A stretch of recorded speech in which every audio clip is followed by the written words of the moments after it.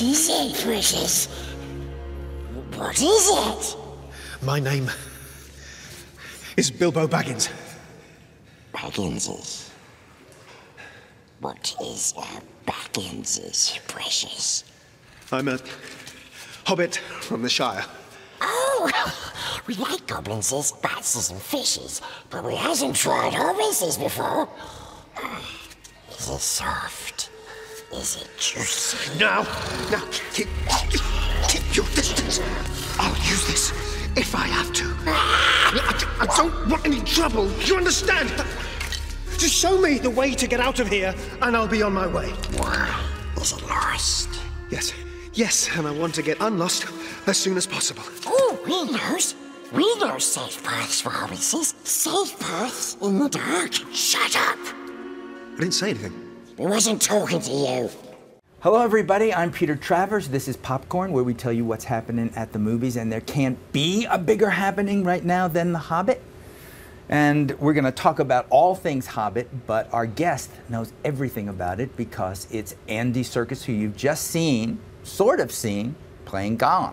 But this is the real Andy Serkis. Welcome. Hi, how are you? Welcome.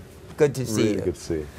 There he is. There's that guy right behind you. Oh my God, yeah, look at him. Look at him. Well, he's ugly, isn't he? He looks nothing like you. Well, that's very sweet of you They to say, say. and yet they say in motion capture, they capture everything. Well, that's right. No, so actually, if you look closely though, his facial muscle structure is exactly mine. That was the whole purpose of designing him that way, so that the facial capture really translates all of the expressions very, very loyally.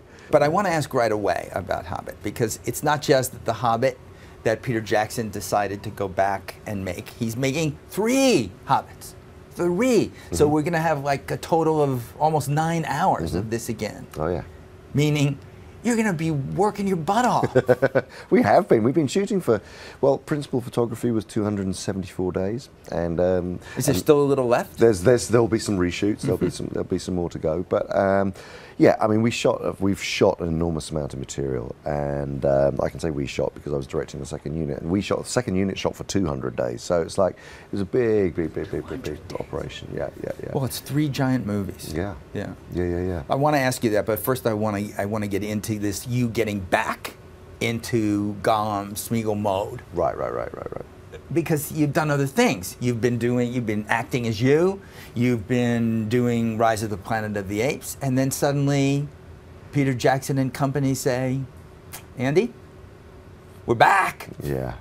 Do you go, oh no, or are you excited? Well, normally I don't really like going back, but actually for that character, yeah. I mean, he's never been that far away. It was an extraordinarily beautifully written role when I took it on originally and crafted it with Fran Walsh and Philippa Boyens, the writers, and Peter back in 1999 when we started on it. God, but of course, yeah, that's when we started working on it. And actually at that time, of course, there was no kind of method of a way of creating Gollum in the way he ended up being.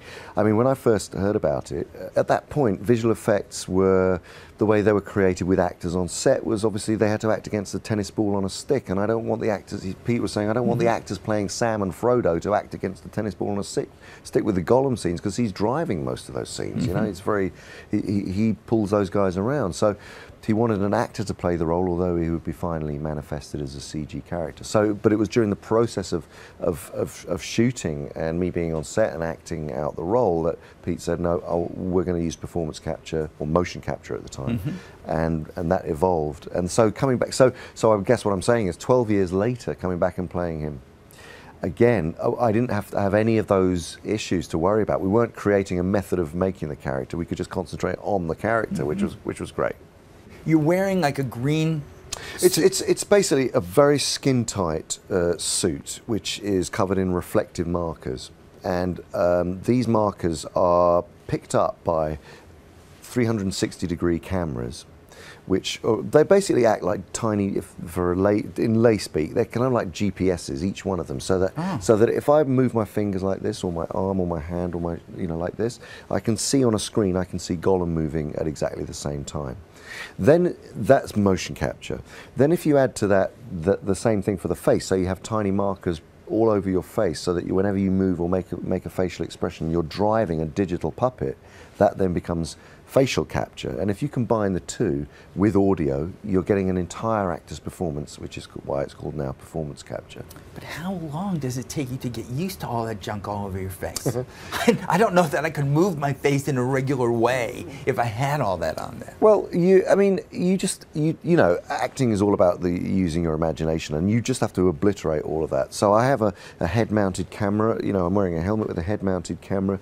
You just have to forget all that's there, and actually, when you're looking into the eyes of the other actor that you're playing opposite, you forget it all, and in fact they do too. I mean, Martin Freeman, who obviously he plays the Hobbit in this, you know, and he's Bilbo. He's Bilbo Baggins. He is the Hobbit, and I think he worried about it for about 2 seconds. You know, looking into my eyes. I mean, I had all the gear on, but once we started acting with each other.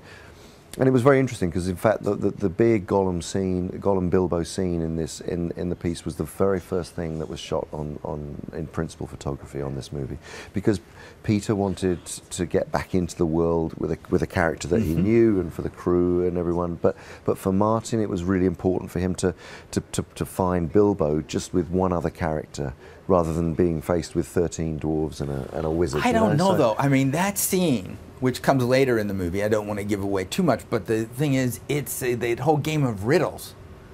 I think my head would come off just trying to say those lines and to get it, let alone with all of that gear that's going on in it.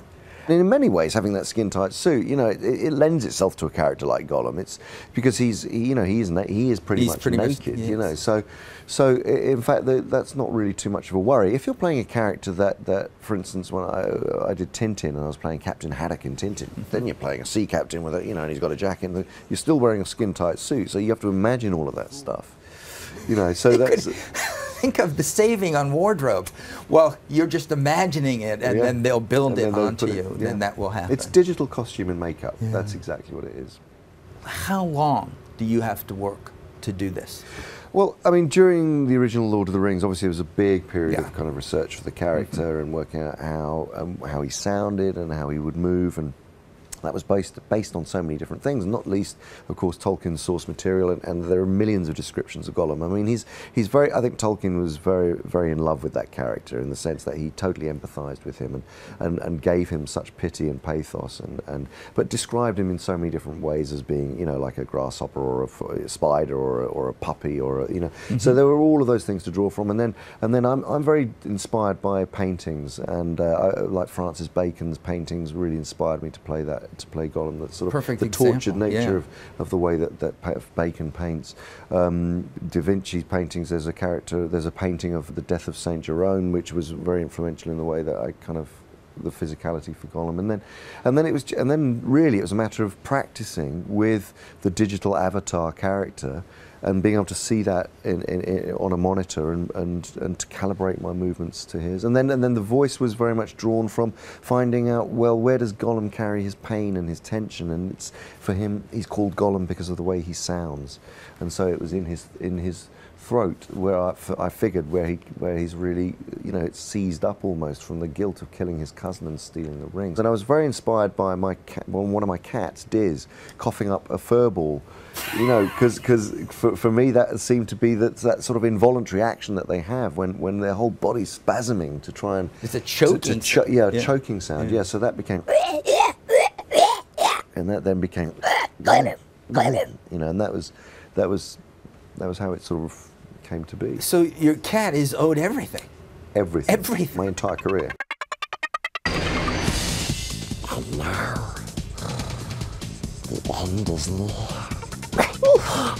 And I must face, oh precious, the final curtain.